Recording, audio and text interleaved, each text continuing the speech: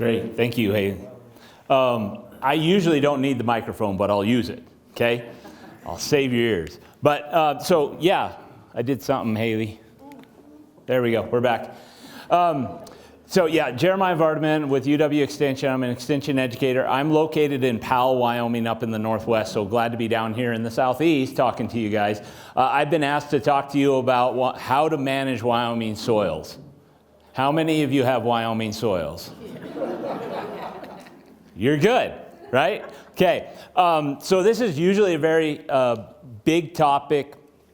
Everybody wants to know about it. We always want to hone our skill and our craft, right? And so we'll talk about this, but it might be a little bit different of a presentation than what you've heard, right? I don't want to dive into the soil science side of it too heavy. So soils, as you can imagine, you can go get a PhD and become a soil scientist on it and really nerd out and have a good career doing it. So this is an hour presentation. We can't do all of that in an hour. So I'm going to give you the highlights, and it's going to mostly focus on, I want to communicate to you how the different types of soils we have here in Wyoming, what they mean, how we compare them, but then actually put some practical knowledge in your hands of how to work with those soils and what's most important. And it'll kind of interface with some of the things that you're probably hearing in magazines nationally from friends, neighbors, whatever. So I got 32 slides. I'm very ambitious. 32 slides is a lot for an hour presentation. But let's kick this off. So first, I mentioned to you that you could get a PhD in soil science. So there's a lot that can be done. As normal humans, we got to categorize things. We got to lump and split and put you in your place and know what you are and give you a name to call you. And it's no different with soils. So as a soil scientist, they have grouped soils based on characteristics into 12 orders, okay? That's all you need to know. They just have fancy names, okay? What I need you to look at is up here at the screen. Hopefully you can find what is going on, Amy? There we go. Look up here at Wyoming and tell me what are the common colors you see in that slide? Green, yellow, blue. So it's kind of a tan, right? That's called iridisol soils. The blue is intisol soils, and the green is mollisol soils. Okay, I don't expect you to, some of you might have some soil background and you can know that, what those mean. The other thing I want you to pay attention to is look at this big green strip in the middle of the nation. What is that called? Do you know that middle section of the nation? What do we call that? The breadbasket, right? Green soils, right? Keep that in mind. Green soils are mollisol soils, and it's a big part of our breadbasket of the nation, okay? And you'll see the connection here in a little bit. So these are called soil profiles. So this is if you dug a hole or a trench and then looked at that soil from the side. Okay, so like if you cut a piece of cake and then looked at that piece you cut at the side and see all the layers of the cake, right? That kind of concept. What do you notice? Let's start with the one on the left, the intisol soils. What do you notice? Sand. It's not sand. It looks sandy, but doesn't mean it is sandy, right? Dry? Uniform color, right? There's no banding or what they call horizons, right? What else do you see? Or don't see? Moisture. Yeah, so it's very uniform soil, right? Intisol soils are very young soils. They're high in mineral content. And because they're so young, a lot of times you can see the parent material or the rock that they originated from right there. You're like, oh, you came from you, right? They have not been leached out, and so they contain a lot of the minerals that are already there. And that's a good thing. High mineral soils, depending on what those minerals are, can be part of our nutrient package, right? But they're not usually considered very fertile. They're found in areas of extremely dry soil, scarcity of water, scarcity of vegetation, erosion exceeds rate of soil formation. Does that sound like Wyoming? Okay, that's your tan soil, okay? The one on the far right, talk to me about that one. What do you see in that one? Rocks. What else? Dry. What else? Barren, right? We still don't, you kind of, I keep hitting the wrong button. You can see some banding a little bit that in there, but it's more of just tight soils, and there can be some hard layers that are naturally found within those soils. And so aridosol soils are found in very water deficient systems, desert shrubs and bunch grasses. There's a lot of those hard layers or layers within that soil that have calcium carbonate, lime, naturally derived in that soil, right? You could have gypsum, you could have a lot of soluble salts, but you'll also, especially with those carbonate layers, they can be hard layers, naturally derived hard layers that roots will have a hard time penetrating, okay? Again, you can see the rocks gravelly in it, and that, again, we very young, undeveloped soils, and we can point to and say, that's what you came from. It's very close originating from their parent material. And also, they're going to be high in mineral content as well, okay?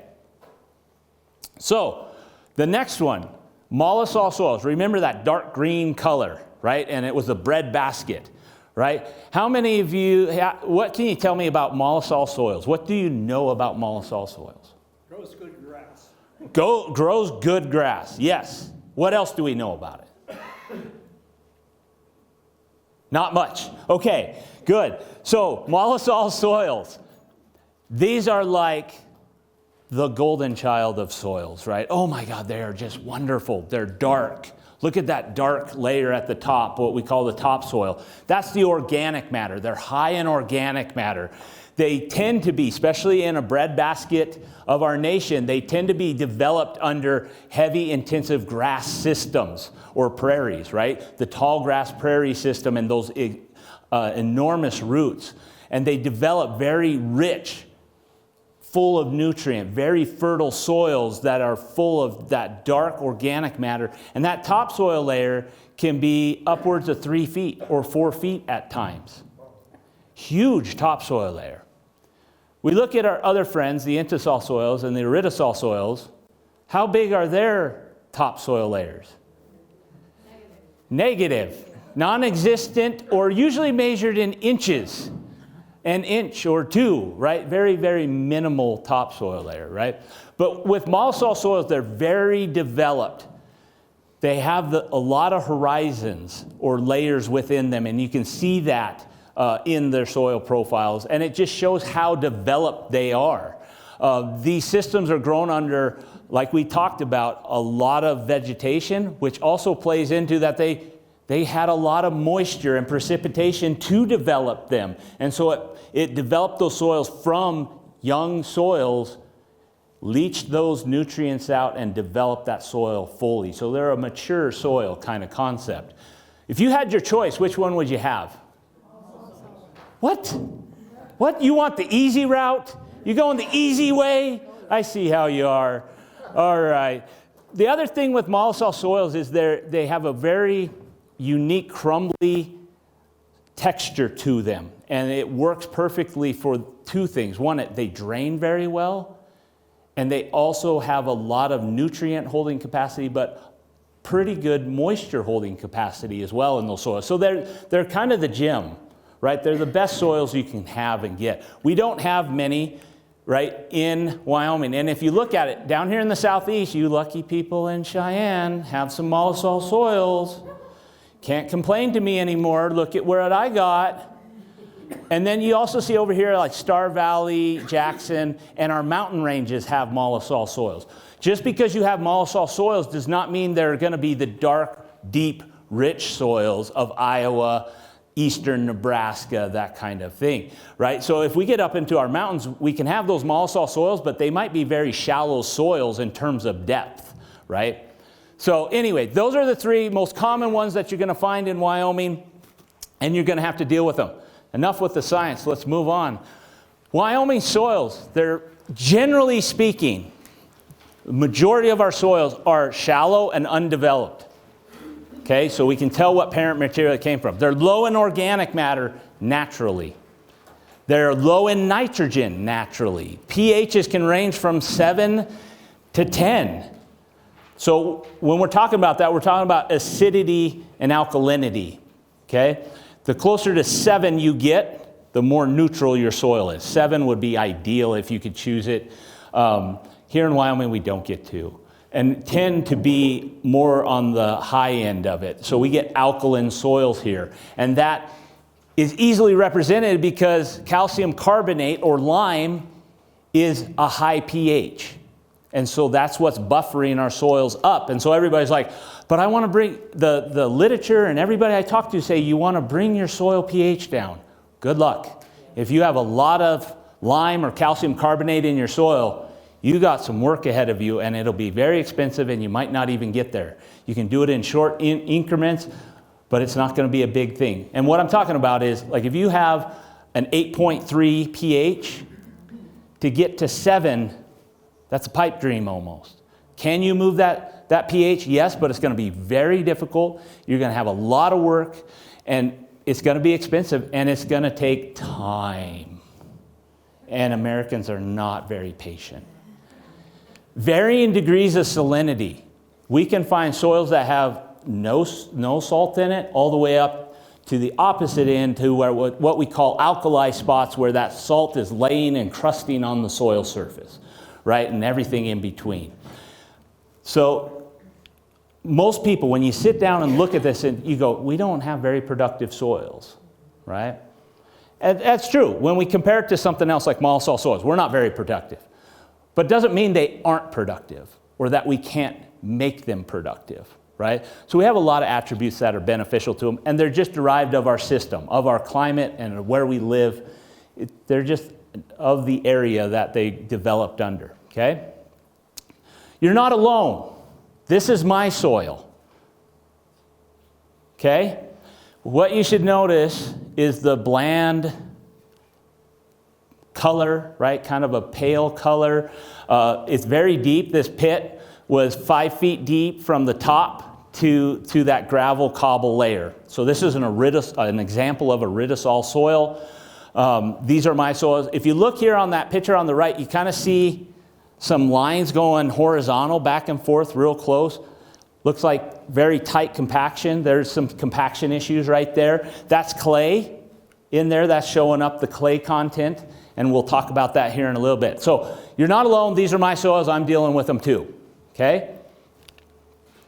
The thing that I try and communicate to people, because like I said, everybody's like, oh, I have these terrible soils. I have alkaline soils. My pH is 8.4. I got to change it. To a degree, you have to work with what you have. If you don't want to work with what you have, you get very expensive in trying to change that. Okay? May it be, I'm going to dig out all that native soil and put in better. I'm going to buy soil and put in better. It's just better, right? How big a space are you talking? If we're talking like a raised bed about as big as this table, great. You can do that. You want to spend the money and have a hobby? Do it, right? But if we're starting to talk about like half the size of this room, how deep are you going to go? You're going to change that soil for 1 foot, 2 foot, 3 foot? Now you're talking some money, expense, effort. And depending on where you get that soil from, which is probably going to be locally, you're not trucking it in from Iowa, right? Are you really making a difference or a change in that soil? Are you really making your soil better, right? So just think that through. But the things that we can do, and so when we're talking about soils, they fall into these 3 categories, large categories of soil texture and structure. That's the physical makeup of your soil, okay? This is like sand, silt, clay. If you've ever heard of those, right? We can't change those ratios, sand, silt, clay, in your soil. It is what it is, right? But it affects your infiltration rates, the bulk density, water holding capacity, your productivity. It's important. The other part is how that soil is put together and the structure of it. And we'll talk about that a little bit more here in a bit. Just understand that's the physical part of it. We have a little bit that we can change with that. A lot of people are like, it's fine, I have a rototiller. Your rototiller destroys the structure of that soil, and it can impact your soils and how they perform. Not saying that tillage is not beneficial. If it's done correctly, it can benefit you. If it's done incorrectly, it can negatively impact you, okay? Soil quality, this is where we're getting into talking about the pH, what nutrients are there, what nutrient holding capacity, soluble salts, things like that. We can kind of play with this, we can adjust it a little bit, but especially some of them, like I've already said, like the pH, it is what it is, let's deal with it, okay? Can we change it? I'll give you an example in a little bit where we could, but it's a lot of effort, a lot of time, and takes money. Biological indicators. This is, if you've ever heard, has anybody or everybody heard of the soil health? Soil health, has anybody said that to you? It's a nationwide push. It's a big thing. And don't take me wrong, I'm not being critical of that, but I sometimes think that that is pushed in the wrong light and on the wrong focus and lens. But this is what they're really talking about is soil health. And soil health really takes all three of these. You got to get all three of these working together to get the healthiest soil you can have on your property. Okay? If you only focus on biology and you don't address something in physical or chemical, you are limiting your soil's ability. Okay? You have to have all three functioning together, working together, and I'll try and talk about that a little bit more. But the biology is going to be the microbes, the earthworms, everything in that soil that's going to be feeding on. And a lot of times we're talking about organic matter, which is going to enhance that biology there. Okay? And there's a lot out there to talk about. Does that make sense? Any questions on that? You got to have all three working together for it to work. So if you have a restriction layer physically in your soil that the roots cannot penetrate, doesn't matter how much biology you throw at it, it may not fix it, right? We got to fix that hard pan. Does biology help with it? Yes, but it takes time, okay? How much time are you talking? Years. You're not patient enough. No. Okay.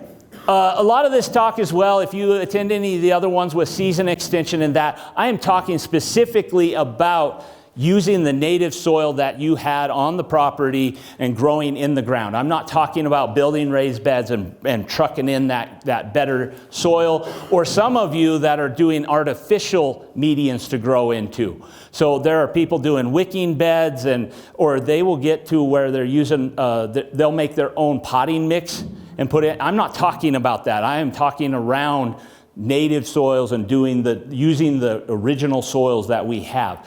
Concepts do apply to those, but they also go differently depending on what you're working on. So I just want to clarify that. The other thing I want to make sure to mention is if you are growing indoors in a structure or season extension and all that, and you're not peeling that cover off every year, your management within that structure is going to impact your soil. Specifically, you are not getting the moisture, the natural moisture cycling through that soil. Specifically, this is a great example with this snowstorm that just hit us, right? You are not getting that snow load and the moisture from that snow load, and what that does is leaches through that soil profile, and you need that moisture to continue to develop your soils and to keep them going. And the one big one is that moisture pushing through your soils at times from a big snowstorm or rain event is going to flush soluble salts out of your soil. So if you're just irrigating, and depending on what your quality of water is for your irrigation, you could actually accumulate salts in a structure like that. So you just got to be aware of that, because you're not flushing or forcing enough moisture down through. And depending on how your irrigation practices are and what type of irrigation system you're using, it can be minimal of what your minimal impact, or it could be a lot of impact on those soluble salts. So just be aware your management can change, and it's not the same under a structure. Does that make sense? Now, if you have huge structures like that, I'm not telling you to get on your ladder and go peel the cover off so it can snow on it, and put the cover back on, and put the cover off, and all that kind of stuff. Just be aware of that. If you are in a smaller structure where it's easy to do, it's worth doing. However, if you're in a large structure, it's going to cost you more money, because you're going to rip that tarp, that kind of thing. But I just want you to be aware of that. Mother Nature is no longer helping you because you're protecting against Mother Nature with this structure. Does that make sense? Questions yet? I say artificially, but if you're having it for a 4-season grow, can you water it? I mean, so that you're getting that? Yeah, so to offset it, you need to overwater is the wrong term, but you need to put enough water down that you are leaching that through that soil profile. And especially, it would be a difference. We can talk about it. I'm presenting later this afternoon about irrigation. We can talk about it. But if you're doing a drip irrigation system, you're going to struggle to put enough water on through that drip irrigation system to flush things through, because drip irrigation typically supplies enough water for just plant growth. Does that make sense? So yes, you can, but it backs up to the statement I said before of it depends on your water quality to start with. So if your water's high in salt, you're just putting more salt on. Yeah, but it's a management thing. How much nitrogen do we really get from natural moisture from rainfall, snow? Minimal. I mean, we get some, right? But it's minimal.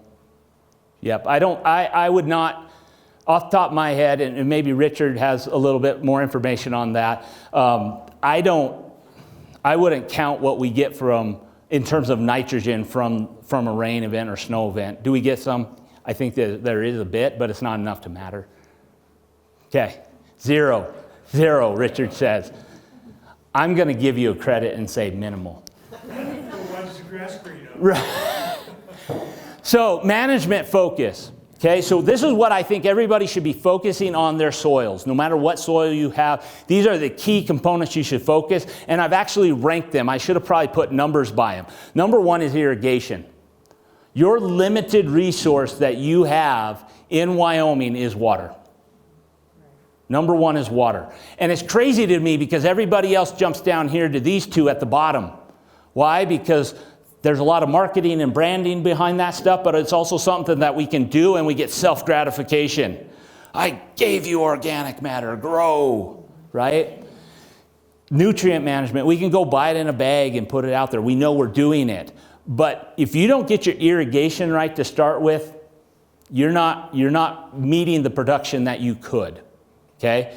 And you are not making the organic matter and nutrient management maximizing that and getting the benefit of what you are applying, okay? But these are the key things. That's what I think you should focus on, and we're going to go through those pretty quickly.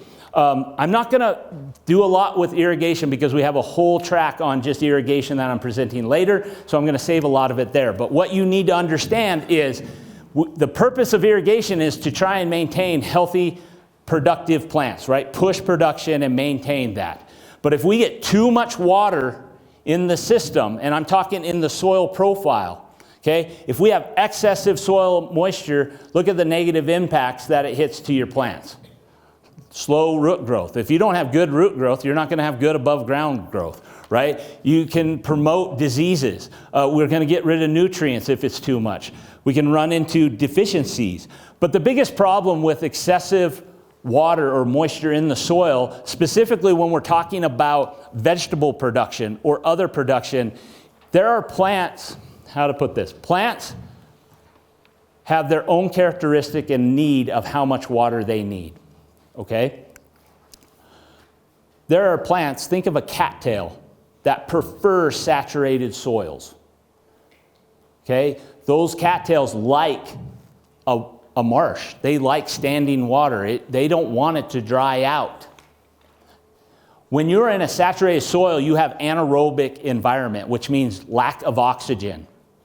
The roots of those plants need certain levels of oxygen, and some plants don't need much, like cattails. Vegetables and the majority of the plants we grow for ornamental purposes or food production, they need oxygen for their roots. So if they sit in saturated soils, you're drowning your plant. You are suffocating them. You're not giving them oxygen. Think of your house plants. We tend to see a lot of overwatering in house plants. That's the issue. We're drowning the roots and they're not getting oxygen, okay? On the opposite end, as you know, is drought conditions. It's not getting enough water, and if it doesn't get enough water, it'll reduce crop size, yield, and quality, okay? So we got to balance that, play that balancing game in between.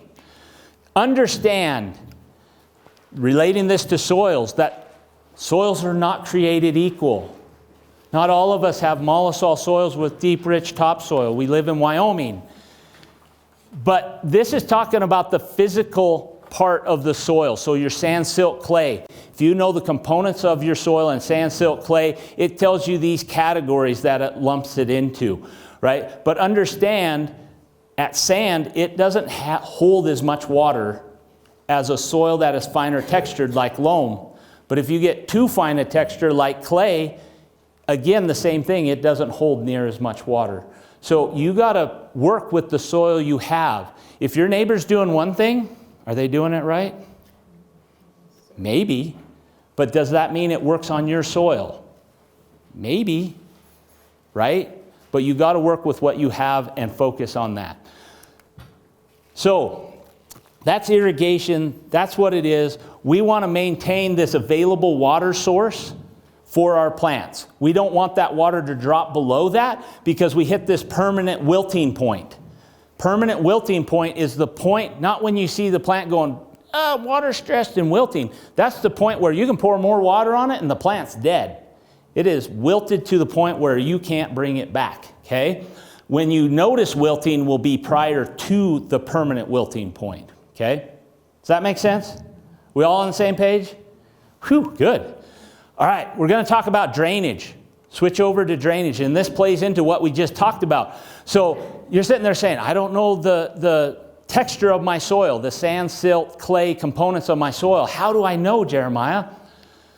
It depends on your soil texture. So there is a website. You can go on the internet, put in NRCS Web Soil Survey. There's a button, you click it, it shows you a map. You zoom in on your location, you navigate, you pull it up, and it will tell you what your soil texture roughly is. It's not going to be precise, but it'll tell you. It is not an intuitive website, it's a government website. So you need some training and some expertise to work it. Once you work it, it's fantastic. Okay? You could go into your extension office or NRCS office and they could help you with that.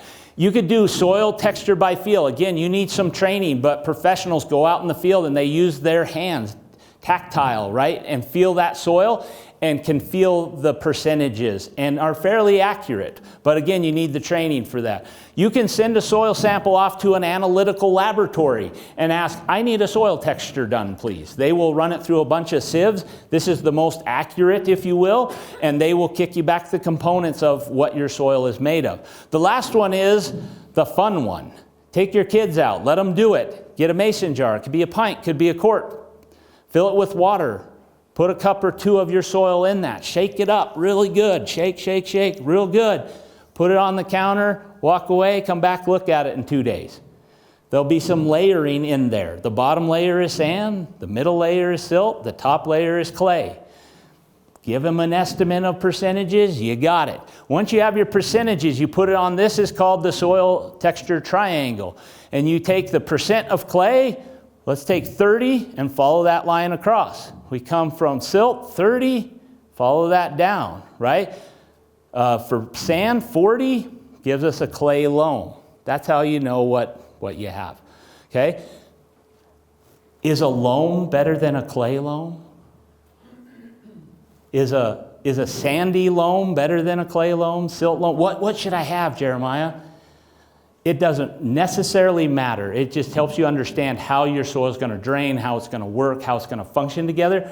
The big thing I will tell you is don't get to the extremes, especially this way, clay. If you can throw pots out of your soil, like pottery, you got some clay. You have some challenges, okay? But even if you get down here to 100% sand, we're talking beach sand like Florida, they still grow crops in beach sand, but you have some challenges to overcome there. So if you get to the extremes is where you necessarily don't want to be, but again, you have what you have, work with what you have, okay? Doesn't mean it's all out, right? If you are on a bentonite hill, you need to sell and move somewhere else, okay? The other thing with drainage, so this sets up into that physical, so it depends on your sand, silt, clays help fit that, but also goes into the drainage and goes into what is the soil structure. And so when I said you rototill, you destroy the soil structure. This is why it matters.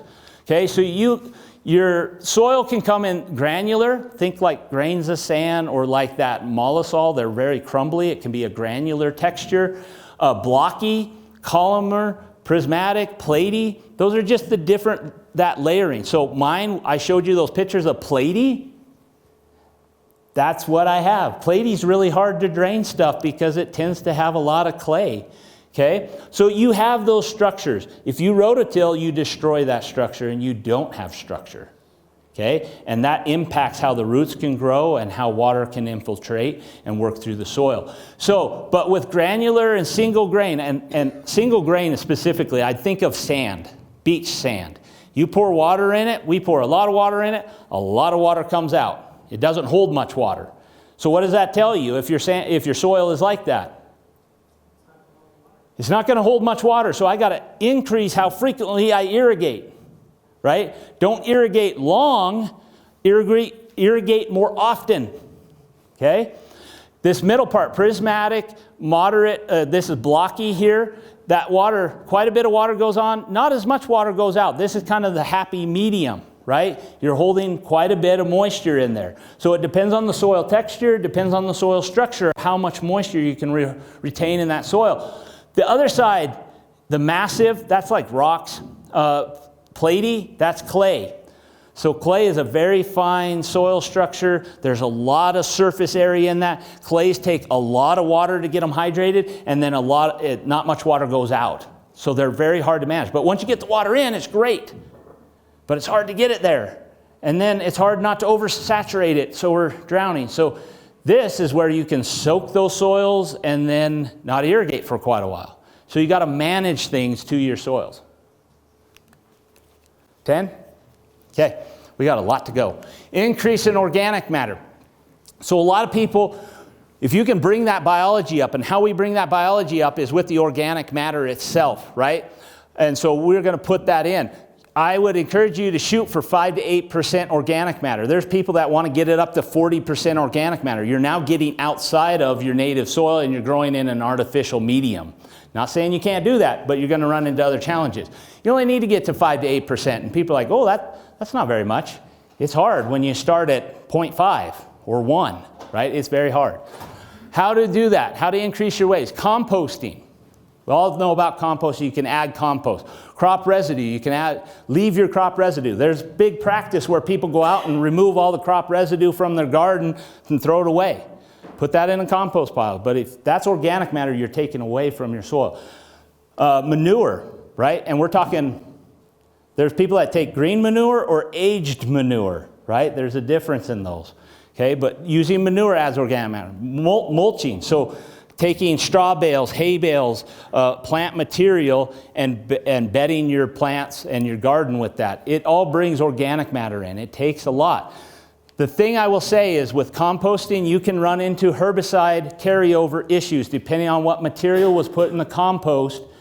There's herbicides that will take a long time to break down, and they can pass through that compost and injure your plants. Specifically, we're concerned about the growth regulator herbicides, which are considered a broadleaf herbicide, okay? With crop residue, we're worried about the green bridge of carrying diseases and insects over, right? Manure, again, herbicide concerns, mulching, herbicide concerns there. So you just need to know the source of where it came from, or if you can talk to the individual of what herbicides they applied to that to make sure you're safe. But there's just a risk there. The other questions you should ask them if you're going to do that on, I don't say a larger scale, but like when you're vetting people for compost, what other questions do you ask them besides, what herbicide is on it, or is they used? Yep, I will. So what other questions should you ask about compost? Oh, that's a big one. It depends on what you're doing and what you want to know, especially when you're doing a lot. So if you are serious and I'm buying truckloads of compost, I would be looking at analytical analysis of that and be looking into what fertility is coming in that soil. I'd be asking them questions of what do you use to make that compost out of, right? Is it a very wood-based or not? That kind of thing. But that's a great question. The big thing I want to harp to people is I talk to a lot of people and they're like, yeah, I compost. And I go out to a place and I go, no, you're not, because there's a stick and there's a grass. And there, if you can identify the components, it's not compost. This is aging plant material that is turning into compost. Once it turns into a dark substance that you can no longer identify what it came from, Now you're at compost. Okay, just putting, it's not that it's a bad problem to put wood or crop residue or hay into your garden, but understand that it needs to break down and decay to become organic matter, and doing that, it will utilize nutrient from your soil, which will not be available to your plants, and it takes time for it to compose and decompose, okay? So just be using true compost. To alleviate some of the concerns around herbicide carryover in those substances, vermicast is possibly one of the better options that you can have. It's expensive. You got to go buy it. You'd have to buy quite a bit of it, but you don't have a concern of herbicide carryover in that and disease, and it will help your soil and add organic matter, okay? Determining soil fertility. There's home tests that you can do. You can send it off to an analytical laboratory. It depends on what you're doing and how precise you want to be and how you're going to manage it. These are over-the-counter kits. They give you kind of like your nitrogen's low, your nitrogen's high kind of idea, right? An analytical laboratory will tell you you have this many units of N in your soil. So they're more precise. Both of them work. Just depends on what scale you're working at. If you're pushing for a commercial production standard, I would tend to push you more over to this analytical laboratory. So we can analyze for that, and we can apply to that. And I'm going to roll through these pretty quick. But I think hopefully this will capture and bring some of this all together for you. But 16 essential elements for plant growth and their roles. Okay? Carbon, hydrogen, oxygen, nitrogen. We are not limited on those. Those are all come out of the atmosphere for our plants. We don't have to add those. We don't worry about those. There's an abundance of those. Unless you get into greenhouses and are very specific, some people might pump CO2 into the greenhouse to up the carbon dioxide in there. But do you have to? No, you don't need to. There's plenty, right? Wrap your brain around this. 80 to 90% of living plant, the weight of a living plant, 80 to 90% is water. So why are you worried about fertilizer if 80 to 90% of your plant is water? That's why irrigation is number one. And where we're deficient in water here in Wyoming, it's definitely number one, right? Okay? So if we take that living plant and dry it in an oven and get all the water out of it, 95% of the dry weight of that plant is carbon, oxygen, and hydrogen. Does that make sense? Took all the water out, and the weight that's left, 95% of that is carbon, oxygen, and hydrogen. Okay? Those are considered our macronutrients. Calcium, nitrogen, phosphorus, potassium, sulfur, magnesium. Magnesium and calcium, those are considered secondary macronutrients. If you're questioning why I have them up there. But NPK, nitrogen, phosphorus, potassium, the plant needs a lot of those. That's what macro means. They just need an abundance of those. Okay? Micronutrients from the soil. These are the nutrients that you need in very small amounts, specifically compared to those macronutrients.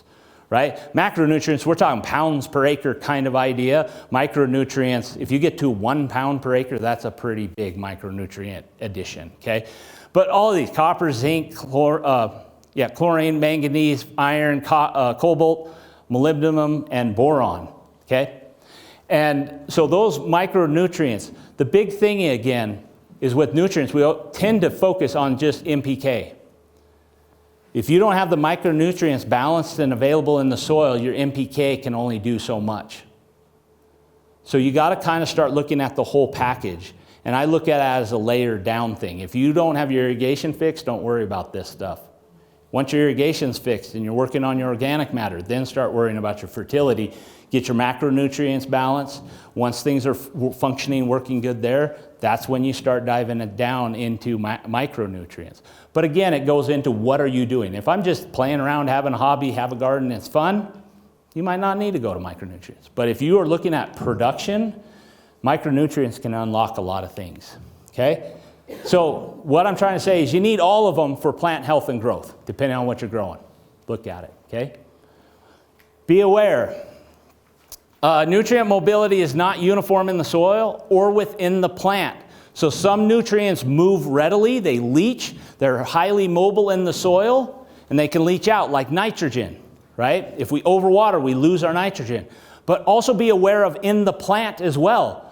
Those nutrients, when they're absorbed into the plant, some are very mobile in the plant, and the plant will pull it from other places and bring it up when it needs it. Others, it needs it at that time of development of the plant, and they're not mobile within the plant. And they're all different and unique. So if you want to get very technical because you are producing and a commercial grower, you need to work on that.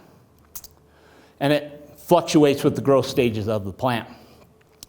Deficiencies and toxicity, no different than your nutrients, your diet, your health. You can become deficient in it. You can be too toxic in it.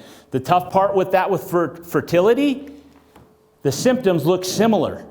So it's hard to tell if you're deficient or toxic, and that's why you need that soil testing and nutrient testing to help you weigh through it. If I need to apply or not apply. Where do you do the soil testing in Wyoming? Not in Wyoming.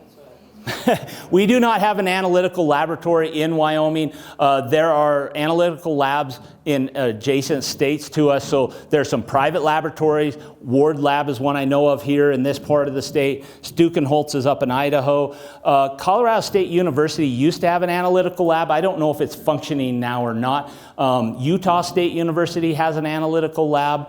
You can use any of them. Yep. I would use ones that are closest to your location would be helpful. Do they send recommendations, so based on whatever they find, do they give you the recommendations on how to improve, etc.? Yeah, so the analytical labs, do they provide a recommendation? Yes, they will provide a recommendation, and the biggest thing I hear from producers and gardeners alike are, they're not accurate, they don't know what they're talking about. Well, no, it's not precise. But it depends on how well you sample, how you do it, but you can use that as a gauge to help you balance it.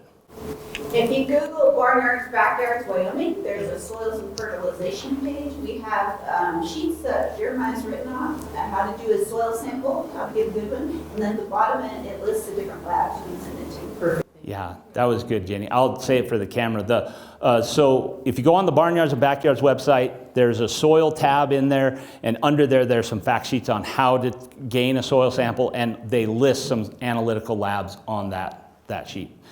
There's also nutrient removal charts for you to know and understand, because not all plants are the same. They don't all need the same nutrients and the same nutrient level, and so you got to look that up. This is an app that you can get on your phone, but there's also physical hard copies of it. So research that. Look up nutrient removal for carrots, for radishes, for lettuce. They're all going to be different, and you can help dial that in. And if you tell the analytical lab what you are growing, they can give you a recommendation. But it's hard if you have a garden that's maybe as big as these 2 tables and it's mixed vegetables, right? Not that they couldn't do it, but it would take a lot to work through it. But if you tell them, I'm growing carrots in 1 acre, they could tell you the recommendation there. Yep. Hey, Jeremiah. Yep. Kind of along those same lines, we hear a lot, or see a lot in the garden saying, like, what are my companion plants? But we often don't see what not to put together. Yes. So a lot of times we hear, the question is, a lot of times we hear of like what companion plants I should be planting, but we don't always hear what I should not be planting together or things like that. Yep, so there are charts out there, there's information. It's probably not as easily combined, but it really falls into plant families and groups. And so you can go into a broad group. So as long as you're rotating from root vegetables to fruit vegetables to legumes to lettuces and that, you get pretty close. But if you want to be very, very precise, you got to really dig into it. It's out there. I would talk to your local extension office and they could get you there. Or that man, Richard, would know off the top of his head. He's that good. No, just putting Richard on the spot. But reach out to us. We'd be willing. It's out there. You got to dig for it. It's not first and foremost. So there's another session today that Micah Most is doing. That's on that. Just that's The other thing to consider, and this goes back to the previous part of my whole presentation. Maybe I should put it in the end, but it's law of minimum. So if you have a lacking, that's your limitation, and until you address that, it doesn't matter what you put for everything else. So if water is your limiting factor, it doesn't matter how much fertilizer you throw to it.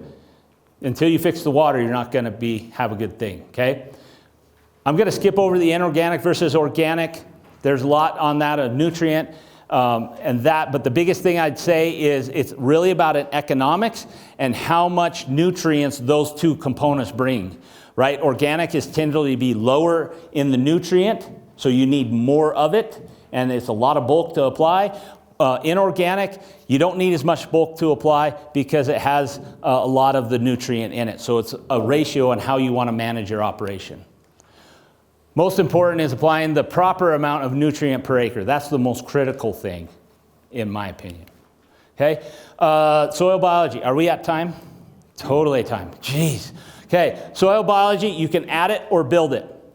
You build your organic matter, you will encourage those microbes to be there. If you're the one, I want to buy the jug and apply it, if you don't have the system for them to live, you're just going to have to apply.